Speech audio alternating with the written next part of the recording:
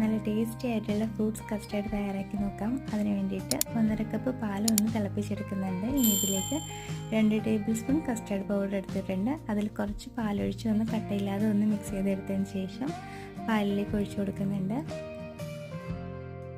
ഇനി ഇതൊന്ന് മിക്സ് ചെയ്ത് കൊടുക്കാം. കണ്ടിന്യൂസ് ആയിട്ട് തന്നെ ഒന്ന് മിക്സ് ചെയ്ത് കൊടുക്കുന്നുണ്ട്. പെട്ടെന്ന് തന്നെ തിക്കായിട്ട് വരുന്നതാണ്.